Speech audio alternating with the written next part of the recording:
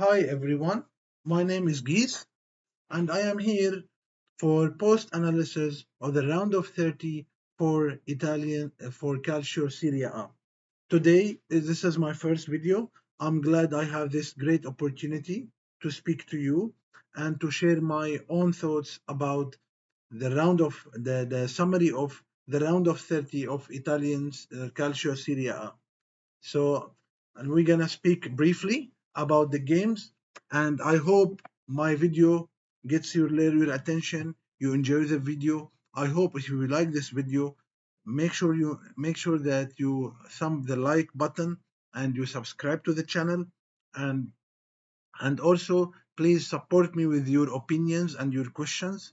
It will be great to have you, and I am a passionate person toward the Italian soccer, and I would like to share a content in English with you about Italian Serie A. So I'm gonna tell a brief about myself. I am originally from the Middle East, and I love the Italian soccer. I watch Italian soccer since I was like just 8 years old. I cheer for Italian national team El Squadra Azzurra since I have only 8 years old, and I am looking forward to get first of all friends in different parts of the world who have the same passion for Italian soccer. I thank you in advance for your time to watch this video. So I'm gonna start briefly talking about the games of this round of 30. So I'm gonna speak about the big teams in shortcut. So the first game was between Venezia and Bologna.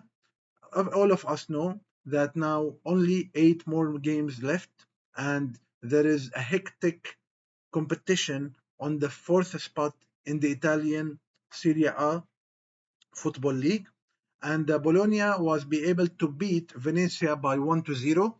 And the talented player who scored that goal was Riccardo Orsolini.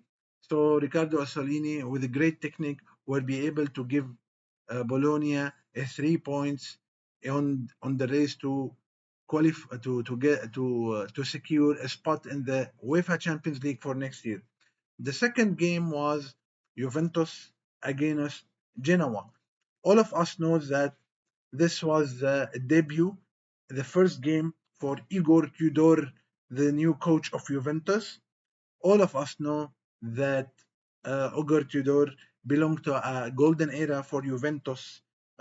Great group, ex-players like the Alessandro Del Piero, Lilian Thuram, and David Trezeguet. So Tudor has the passion to take Juventus to back to their DNA, to fino alla fine, until the end, to fight for the fourth spot, and Juventus will be able to beat Genoa by 1-0 after a great personal skill from the youth player Kenan Yildiz. So it was great 3 points and important for Juventus to fight on the fourth spot. The third game was Roma against Lecce in Renato Dell'Ara in the city of Lecce. It was a very fair game. It was a 50-50 game. I can say the first half was more for Roma. Roma tried to press. They tried to exploit.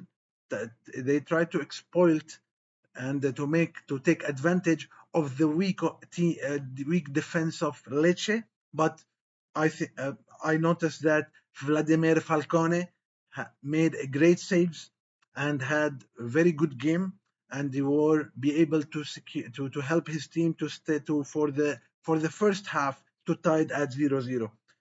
So, but at the end, but Roma was be able at the 80 minutes to score a goal through his Ukrainian player, the great and the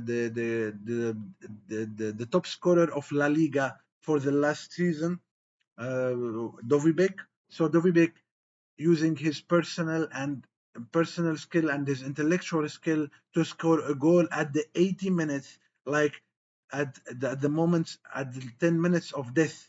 So before the game over by 10 minutes, Dovbek secured 3 crucial points for Roma to fight for the third spot. The Sundays games were more impressive, were more beautiful, were more competitive. Fiorentina will be able to beat Atalanta 1-0 in Artimo Franchi through his player, the great player, ex-player for Juventus, Moiskin, who is having an spectacular season with the team of Fiorentina. Fiorentina know how to play, how to stop all the key players, the key players of Atalanta. Raffaele Palladino will be able to stop all the important players in Atalanta and had overachieved against were superior against Giampiero Gasparini, the great coach of Atalanta. Atalanta, the good team who won the Europa League last year, but this year looks a little bit struggling.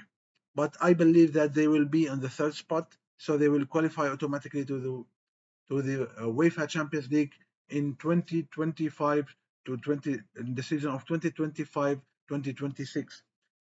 So Fiorentina got 1-0 win and they are now in a good position to fight for.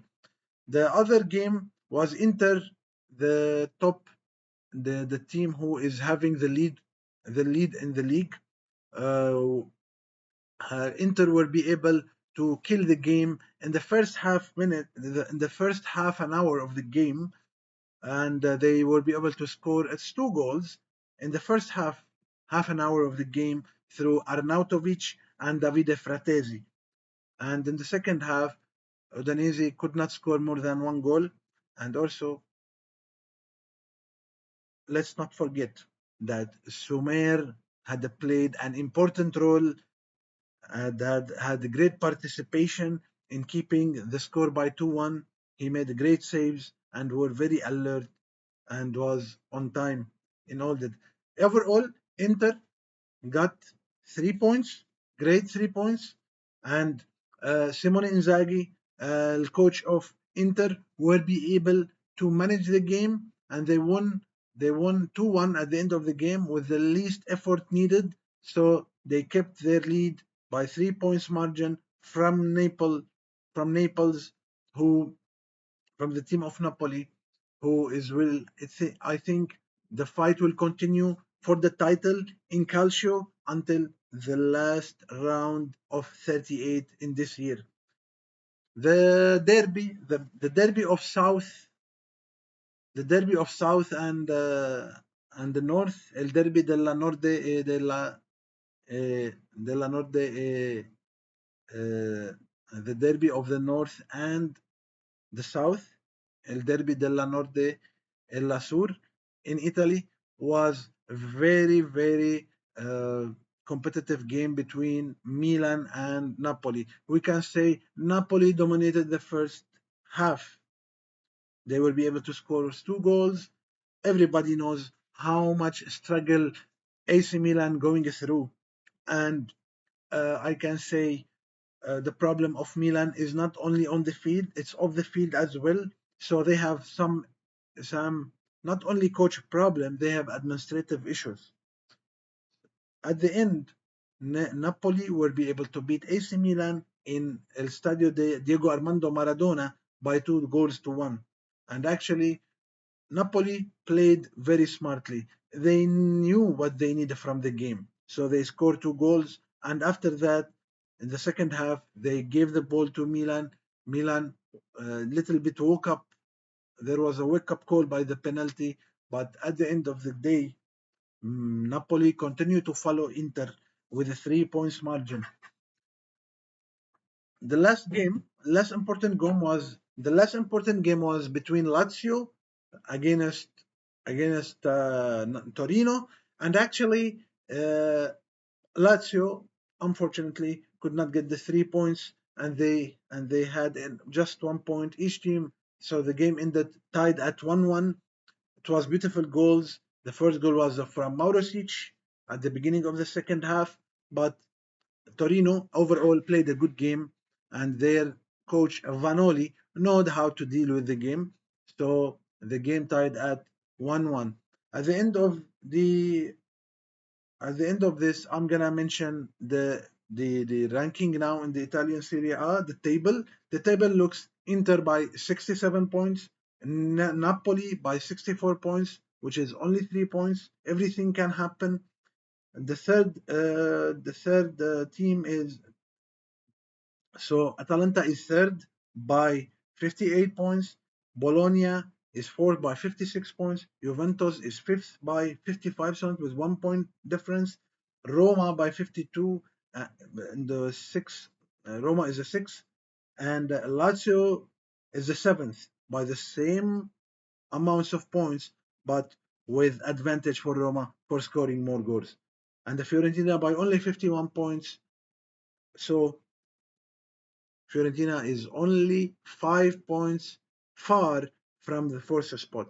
So please let me know in the comments who you think gonna qualify next year among those 5 teams. So let's say between Bologna, Juventus, Roma, Lazio, Fiorentina, who you think that have the biggest opportunity to be to secure the fourth spot in the champion to qualify in the Serie A to qualify next year for UEFA Champions League.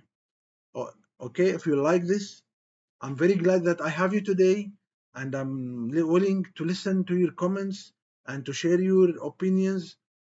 I am very happy that I met you today and I'm talking to you today.